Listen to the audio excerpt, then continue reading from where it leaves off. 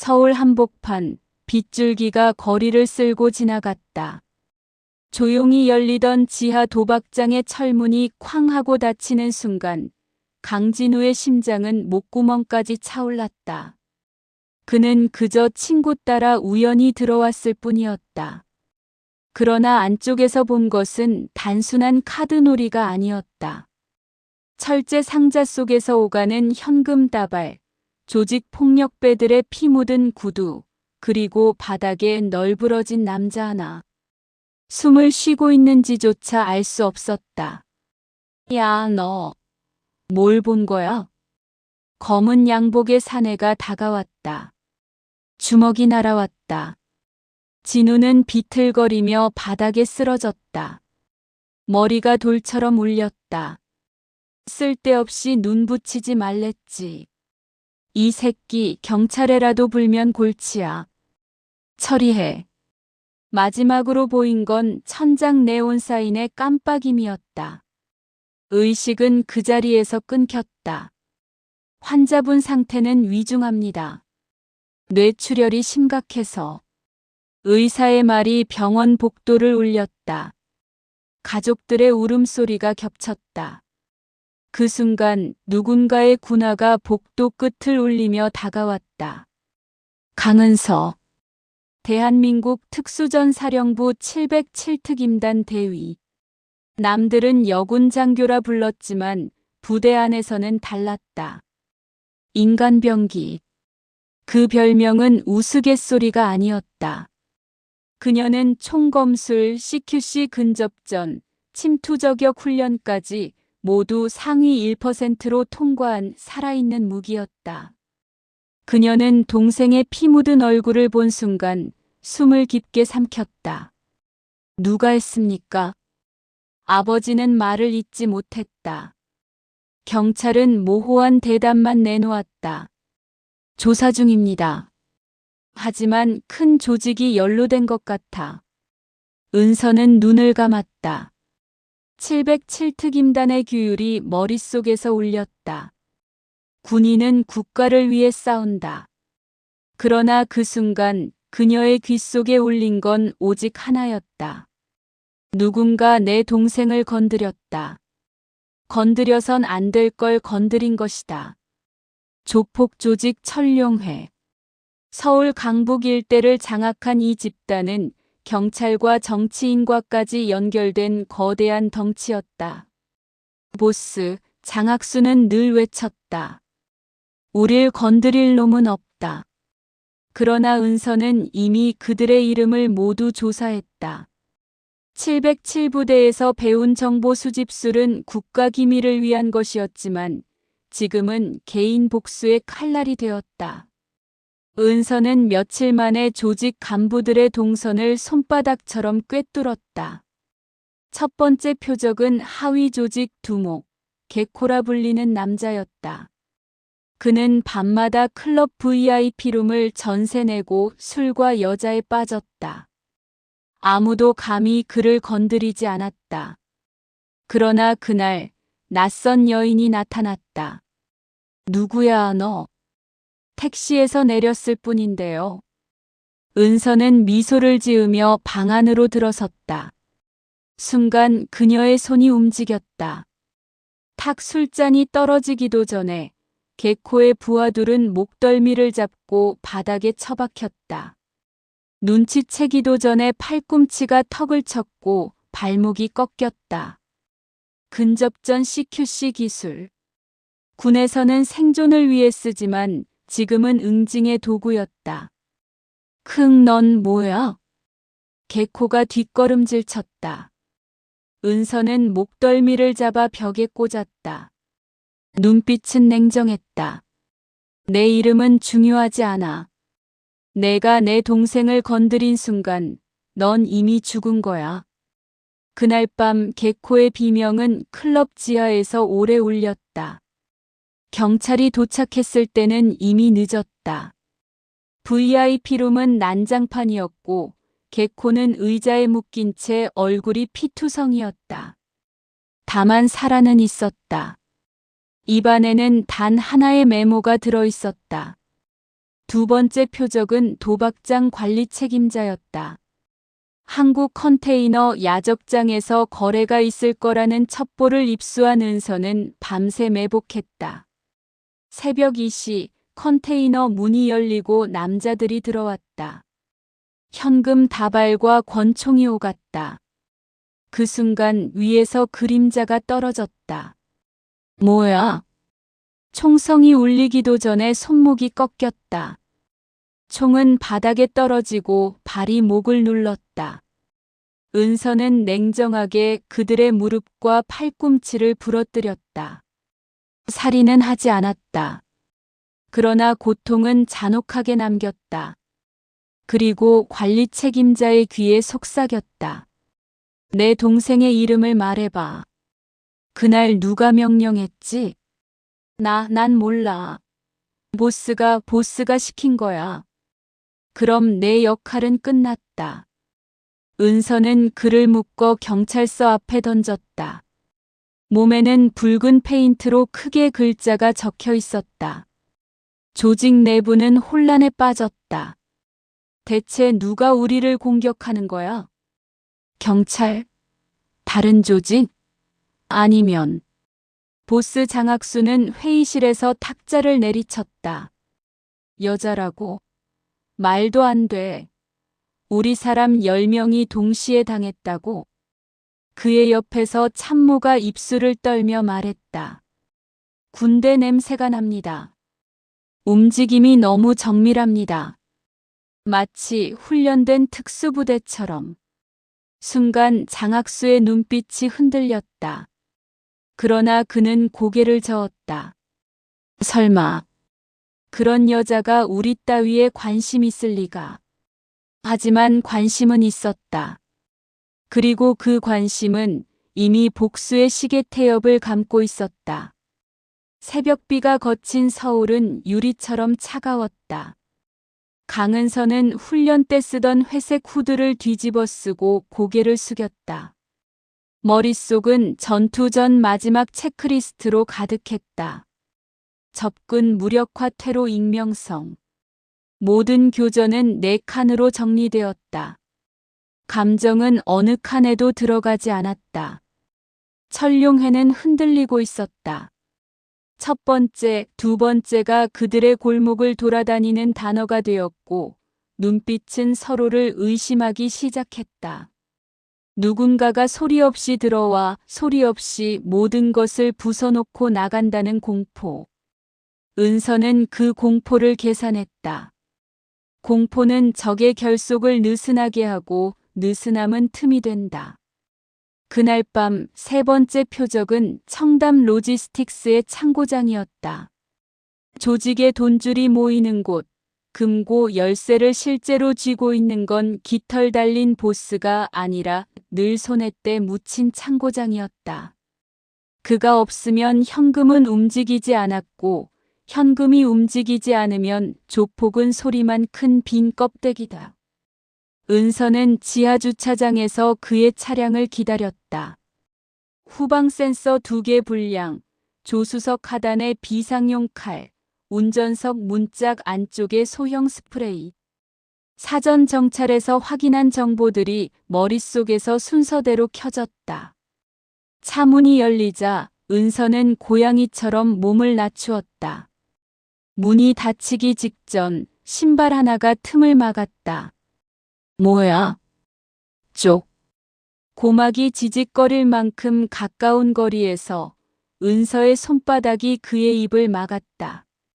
다른 손은 안전벨트 체결 장치로 곧장 내려가 클릭 소리를 냈다.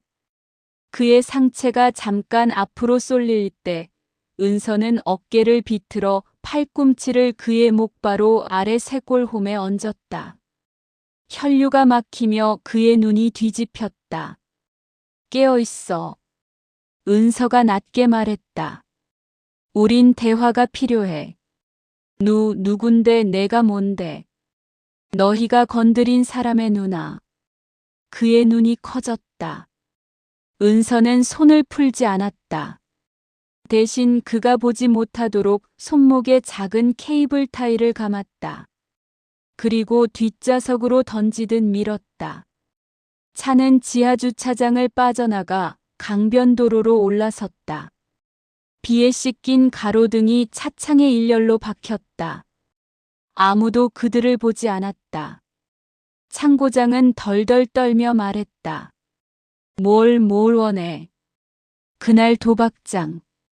입구 CCTV는 누가 껐지? 내가 아니야. 본점에서 명령이 내려온 거야. 본점 장학수? 그는 대답하지 못했다. 대신 극도로 작은 끄덕임을 보였다. 은서는 브레이크를 밟았다. 차가 잔잔하게 멈추었다. 그녀는 조수석 쪽에 둔 작은 봉투를 열고 사진 한 장을 꺼냈다. 창고장이 새벽마다 들리는 노부 모집, 그 앞에 앉아 있는 아버지의 사진. 은서는 조용히 사진을 보였다. 겁주려고 보여주는 게 아니다. 선택하라는 뜻이다.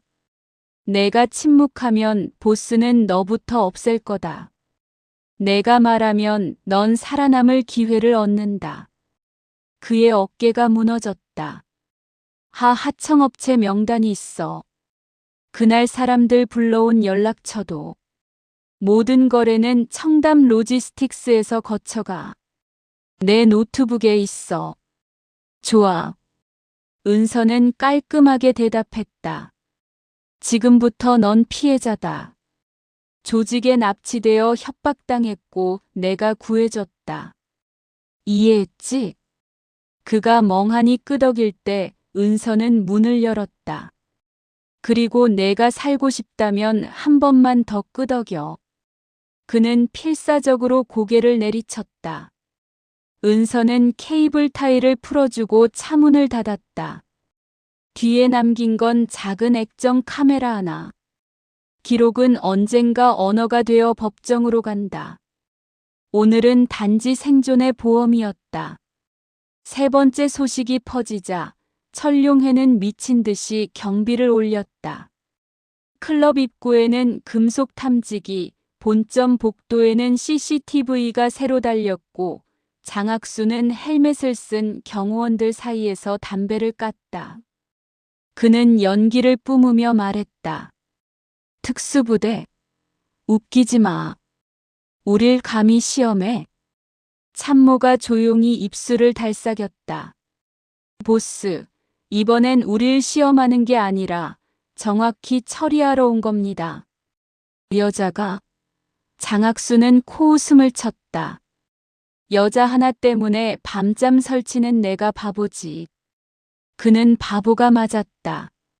상대가 여자라는 사실이 아니라 상대가 훈련된 전사라는 사실을 보지 못한 바보. 은서는 그들의 신경질을 유도했다. 넷째 밤 본점 주변을 일부러 지나쳤고 다섯째 밤엔 경비원을 멀리서 보이게 훌쳤다. 여섯째 밤엔 아무것도 하지 않았다. 일곱째 밤 그들이 완벽한 경계에 조금 질렸을 때 무릎이 풀렸다. 그날의 표적은 본점 3층 현금 정산실. 현금은 늘 충치처럼 한 곳에 모여 썩기 마련이다. 그곳은 이 조직의 치아 가운데 가장 아픈 곳이었다. 은서는 계단을 쓰지 않았다. 골목 뒤편 에어컨 실외기 위로 올랐고 손가락 두 마디만 걸 수 있는 창틀을 찾아 타고 올랐다. 유리창은 안쪽에서 잠겨 있었지만 잠금은 10초면 끝났다. 실내로 스며들자 동작은 더 단순해졌다. 왼쪽 감시 카메라 오프셋 18도. 오른쪽 복도 끝 통풍구 소음 위장. 발 뒤꿈치를 들고 그림자처럼 이동. 문틈에 귀를 대면 돈 세는 소리가 사금파리처럼 잔잔하게 들렸다. 하나, 둘, 셋. 은서는 리듬을 센 뒤 문을 열었다. 정산실의 남자 둘이 동시에 고개를 들었다. 노. 두 사람의 말끝은 제각기 다른 자음으로 끊겼다. 은서의 손이 각각의 손목을 쳐내고 손가락이 목의 특정 지점에 닿았다. 그리고 무릎 뒤를 찔렀다. 두 몸이 동시에 내려앉았다. 바닥에 닿는 소리가 거의 나지 않았다. 누구야 너? 마지막 남자가 권총을 꺼내려다 손목에서 뚝 소리가 났다. 총이 떨어지기 전에 은서의 발등이 슬그머니 총을 탄성으로 밀어 책상 밑으로 보냈다. 쿵, 아주 작은 타격. 그 사이 손등에 꿰뚫리듯 통증이 번지자 그는 비명을 삼켰다. 은서는 안전금고 쪽으로 걸어가 번호판을 확인했다. 금고 B번 말해. 몰라. 우리 급에서는 몰라. 그래서 보스 밑에서 평생 셔틀이지. 그녀는 남자의 주머니에서 카드키를 꺼냈다. 카드키는 금고 바로 옆에 작은 금속 서랍을 열었고 그 안에 비번이 적힌 종이가 있었다. 3207. 은서는 종이를 도로 넣었다. 그들이 여전히 살아있다는 사실은 증거의 무게를 키웠다. 피보다 문서가 더 오래 산다. 금고가 열리는 순간 가장 많은 소음이 났다. 착! 은서는 그 한음을 기억했다. 그 소리는 철룡회의 심장이 내는 첫 번째 부력 화음이었다. 그녀는 봉투 몇 개만 꺼냈다. 돈이 아니라 거래장부 납품업체, 접대 내역, 계좌 스냅샷. 그리고 회의실 유리벽에 펜으로 크게 썼다. 세 번째, 네 번째는 장부에 있다. 퇴로는 더 빠르고 조용했다. 에어컨 실외기, 담벼락, 재활용 상자. 발자국 대신 바람만 남겼다. 이튿날 장학수는 회의실에서 울었다. 울부짖음과 욕설은 비슷한 모양을 하고 있다. 그는 장부를 뒤엎고 경호 책임자를 붙들었다. 이게 뭐야? 장부가 왜 여기서 나가? 경호 책임자는 말 대신 CCTV를 돌려 보여줬다. 새벽 3시 18분, 카메라가 살짝 하늘을 본 순간. 12초. 그 12초에 모든 일이 일어났다. 그는 속으로 놀라며 입술을 깨물었다. 이건 군인이다. 민간인이 아니다. 장학수는 겨우 입을 다물었다. 그리고 결론을 냈다. 찾아와. 돈 얼마든 줄게. 우리 편으로 만들면 되잖아. 그것이 그의 마지막 오판이었다. 은서는 돈으로 움직이는 사람이 아니었다. 네 번째는 본점을 벗어나 외곽의 불법 차이나타운 사설 카지노였다. 여긴 경찰의 발이 닿지 않는 곳, 그 말인즉슨 어느 쪽이든 법은 없다는 뜻. 은서는 이곳을 적의 자존심으로 보았다. 자존심을 부수면 보스의 판단은 흔들린다. 카지노의 바닥은 붉은 카펫으로 덮였고 천장엔 잡다한 샹들리에가 매달려 있었다. 은서는 딜러 옆에 서서 몇 판을 지켜봤다.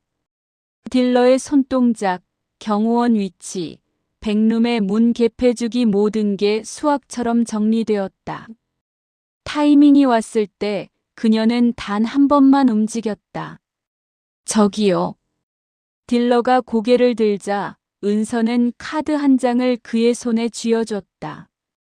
그건 스페이드어도 조커도 아니었다. 병원 영수증. 동생 이름이 찍힌. 이게 뭐.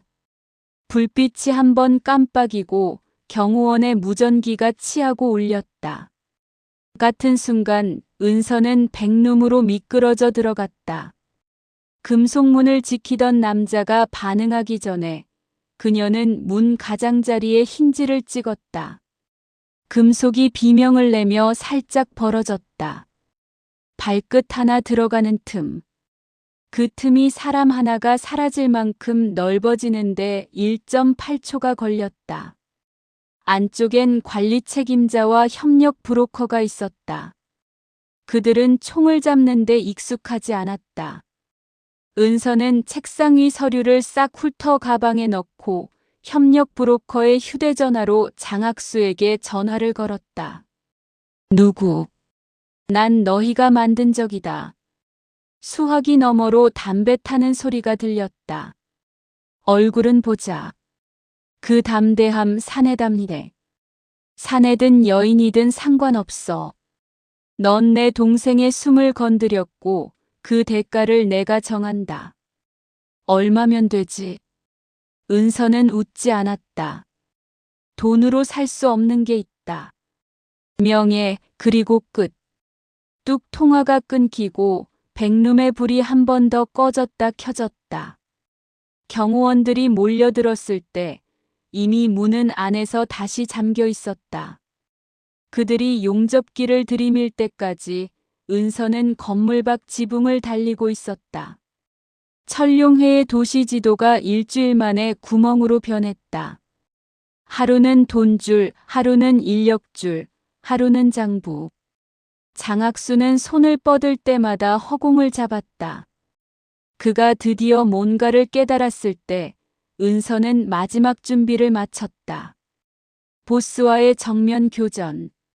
장학수는 도심 외곽의 옛 공장지대로 본거지를 옮겼다.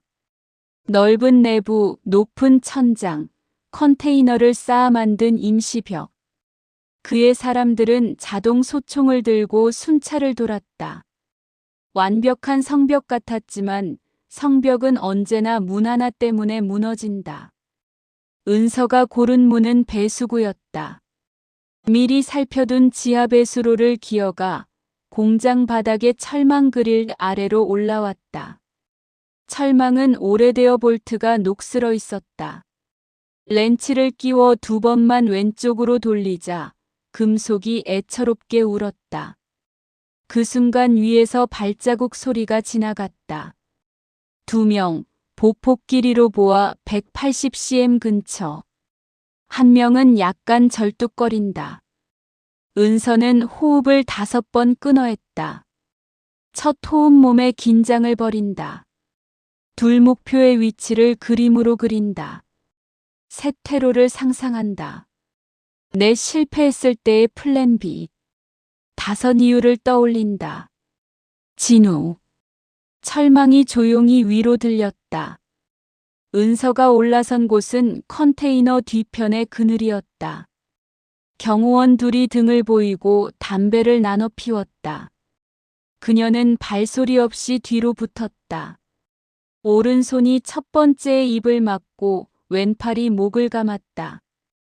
2번째가 돌아보기 전에 은서의 발 뒤꿈치가 그의 무릎 안쪽을 탁 쳤다. 무릎이 접히며 몸이 내려앉았고 손목에서 총이 떨어졌다. 총은 발등으로 멀리 차냈다. 2 몸이 동시에 조용히 쓰러졌다. 공장 안쪽 컨테이너 문 하나가 열렸다. 장학수가 나왔다.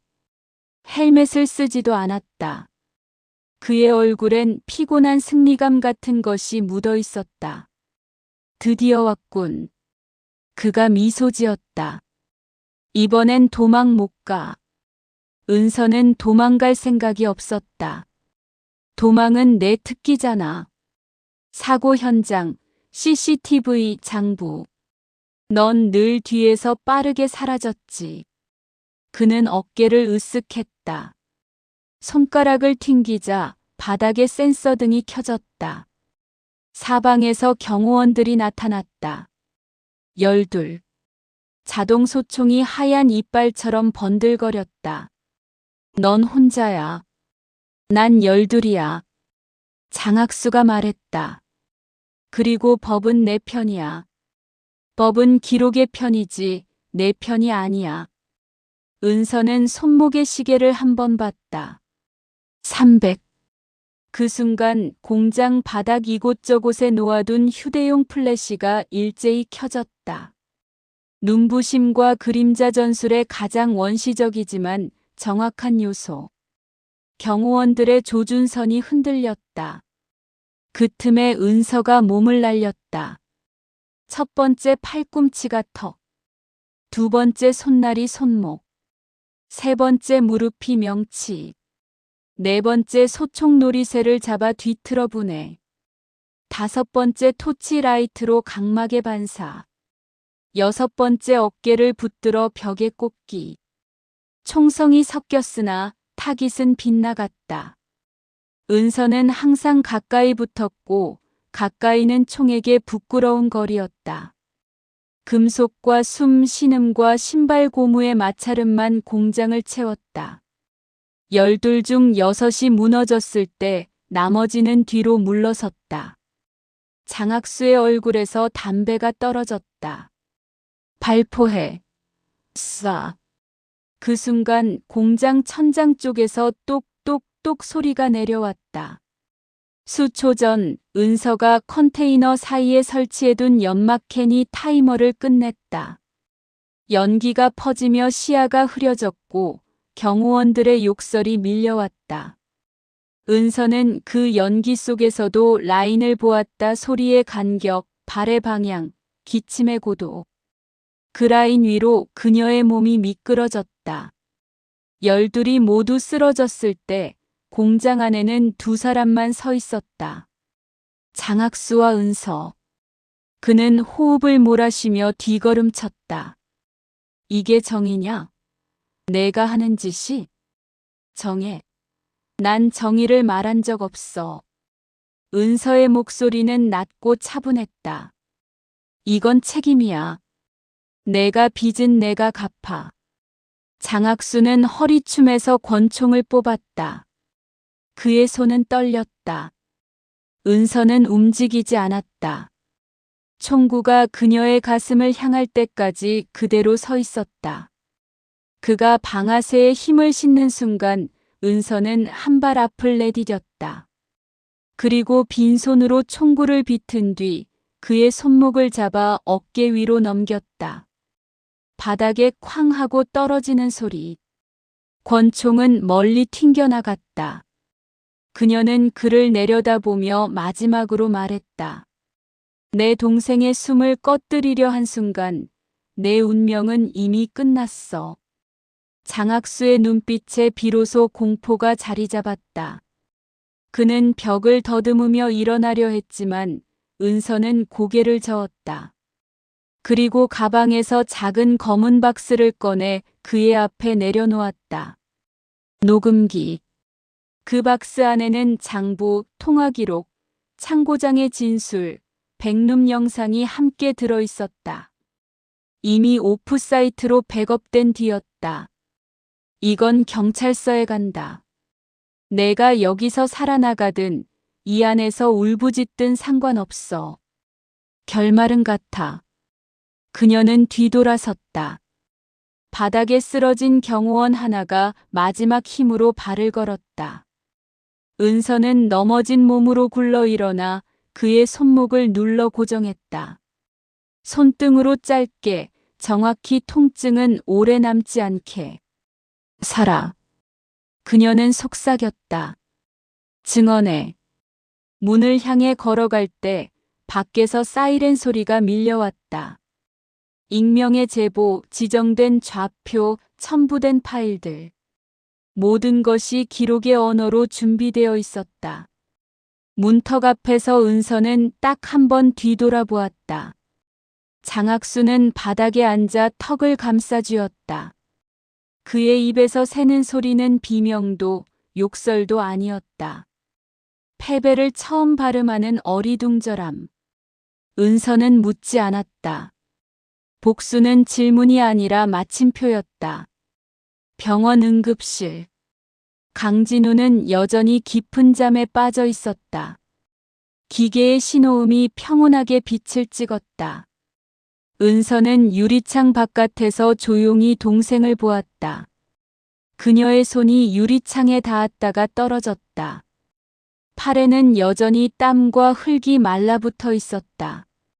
휴대전화가 진동했다. 미전번 제보 접수. 자료 검토 중. 주요 피의자 체포영장 청구 진행. 두 번째 메시지가 따라왔다. 미전번 동생분 상태, 수술 경과 안정적. 회복 가능성 높음. 은서는 그제야 아주 조금 숨을 내쉬었다. 눈을 감았다 뜨자 병원 천장의 흰 조명이 푸른 빛으로 번졌다. 그녀는 마음속으로만 말했다. 진우야, 들리니? 내 숨은 내가 지켰어. 병실 복도 끝, 자판기 불빛 아래 누군가가 서 있었다. 창고장이었다. 양복은 구겨졌고 눈은 충혈되어 있었다. 그는 고개를 깊게 숙였다. 고맙습니다. 감사 인사는 필요 없어. 은서는 담담히 말했다. 대신 법정에서 정확히 말해. 그는 고개를 주걱거렸다. 예, 정확히. 은서는 돌아섰다. 군화가 아닌 운동화 밑창이 타일 바닥을 부드럽게 스쳤다. 전투는 끝났지만 끝난 게 아니었다. 기록이 법이 되고 법이 판결이 되기까지 그 또한 시간이 필요하다. 그러나 이미 방향은 정해졌다. 천룡회는 더 이상 한 몸이 아니었다. 자신들의 공포에 먹혀 사라질 것이다. 엘리베이터가 닫히기 직전 그녀는 거울에 비친 자신의 얼굴을 보았다. 피곤과 안도가 같은 비율로 섞여 있었다. 스스로에게 웃지 않았다. 전사는 전투 후에도 웃지 않는다. 대신 다음 전투를 정리한다. 그녀는 주머니에서 작은 수첩을 꺼냈다. 첫째 공포를 계산하라. 둘째 기록을 남겨라. 셋째 살아남아라. 그리고 마지막에 한 줄을 더 썼다. 넷째 동생은 깨어날 것이다. 펜촉이 멈추는 소리가 작게 울렸다. 마침표. 하지만 이야기의 마침표는 아직 아니었다. 서울중앙지검. 새벽부터 몰려든 취재진들 사이에서 천룡회 보스 장학수 구속이라는 자막이 TV 뉴스에 줄곧 떴다. 경찰은 기자들의 질문을 피해 수사 중이라는 말만 반복했지만 사실 결정적 증거는 이미 제출돼 있었다. 거래장부 사본, 창고장의 녹취록, 불법 카지노 영상 파일, 그리고 세 번째, 네 번째는 장부에 있다라는 붉은 메시지. 그 기록들은 단순한 폭로가 아니었다. 법의 언어로 번역 가능한 증거였다. 검찰 내부 회의실에서 한 부장이 말했다. 이건 특수부대 출신의 솜씨가 아니면 불가능합니다. 신원 확인이 필요합니다. 다른 검사가 고개를 저었다. 그게 중요한 게 아닙니다. 지금 중요한 건 기록이 진짜라는 거죠. 누가 했든 법정은 증거만 봅니다. 은서는 병원 복도에서 그 뉴스를 지켜보고 있었다. 기자들의 카메라, 검찰의 브리핑, 장학수의 고개 숙인 모습. 그녀는 어떤 감정도 보이지 않았다. 오직 동생의 숨결만이 그녀의 시계였다. 진우는 조금씩 눈을 떴다. 누나. 미약한 목소리였지만 은서는 그 자리에서 숨을 삼켰다. 그래, 은서 누나야. 이제 괜찮아. 눈물이 목까지 차올랐지만 군인의 훈련은 감정을 억눌렀다. 그녀는 손을 잡아쥐었다. 끝까지 책임질 거야. 내가 다시 걸을 수 있을 때까지, 그리고 내가 두려움 없이 세상에 나설 수 있을 때까지. 장학수의 구속 소식은 곧 포털 실시간 검색어 1위를 차지했다. 온라인 커뮤니티와 SNS에는 한 문장이 폭발적으로 퍼졌다. 여군이 이렇게 무서울 줄이야. 처음엔 조롱 섞인 반응도 있었다. 에이, 영화 찍냐? 소설 아니야? 그러나 증거들이 하나둘 언론에 공개되자 사람들은 경외심으로 그 문장을 반복하기 시작했다. 여군이 이렇게 무서울 줄이야.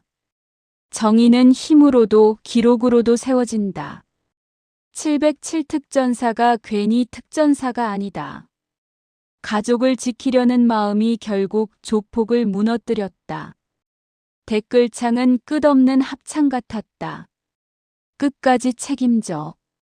그 문장은 은서가 병실에서 동생에게 했던 다짐처럼 이제는 사회 전체의 주문이 되었다. 그러나 사건은 단순한 조폭 일망타진으로 끝나지 않았다. 검찰 조사 과정에서 장학수의 장부에 적힌 이름들이 드러났다. 정치인, 기업인, 경찰 고위 간부까지 그 줄은 끝이 보이지 않았다. 한 국회의원이 청문회장에서 소리쳤다. 이건 개인의 일탈이 아니라 제도적 유착입니다. 끝까지 책임을 물어야 합니다. 청문회 증인석에는 참고장이 앉아 있었다. 그는 고개를 떨군 채 마이크에 대고 말했다. 저는 살고 싶었습니다. 하지만 더는 침묵하면 안 된다고 생각했습니다. 그리고 또 한 명, 얼굴을 가린 증인이 입장했다. 불법 카지노의 전 직원이었다. 우린 매일 봤습니다. 돈이 어디로 흘러가는지, 누가 보호막인지. 국회는 술렁였고 언론은 연일 특집을 냈다. 707 특전사 출신 의문의 여군, 부패를 무너뜨린 그림자. 끝까지 책임져 시민들이 만든 구호, 제도의 문을 두드리다. 은서는 공식적으로 그 어떤 자리에도 나서지 않았다. 그녀의 이름은 언론 어디에도 없었다. 하지만 그녀는 알고 있었다. 기록은 이미 스스로 걸어다니고 있었다. 진우가 재활실에서 천천히 걸음을 내딛는 순간 은서는 묵묵히 옆에서 걸었다. 누나, 사람들이 다 그러더라. 여군이 이렇게 무서울 줄 몰랐다고. 진우가 웃으며 말하자 은서는 짧게 대답했다. 무서운 건 내가 아니라 내 숨을 빼앗으려 한 자들의 업보다. 밤이 되자 은서는 일기장을 꺼냈다. 오늘도 많은 사람이 옳은 일을 했다. 그것이면 충분하다. 그리고 마지막 문장을 덧붙였다. 끝까지 책임져야 한다.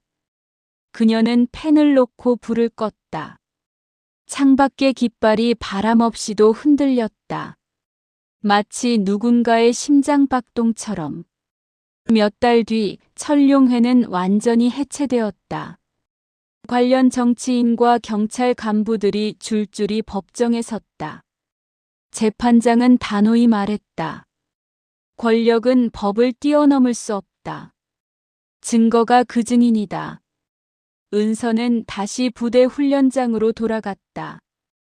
후배 특전 사원들에게 총검수를 지도하며 그녀는 늘 같은 말을 반복했다. 명예는 말이 아니라 절차로 지킨다. 끝까지 책임져라. 707 특전사 여군. 사람들은 아직도 속삭였다. 여군이 이렇게 무서울 줄이야. 인간병기의 동생을 건드린 자들은 끝내 처참한 최후를 맞았다. 여러분, 오늘 이야기 어떠셨어요? 스스로를 사랑하기로 결심한 순간 우리의 삶은 조용히 달라집니다. 이 영상이 누군가의 밤을 덜 외롭게 했다면 좋아요, 구독, 알림 설정까지 부탁드리며 당신의 이야기도 댓글로 들려주세요. 우리는 서로의 용기가 될 수 있으니까요.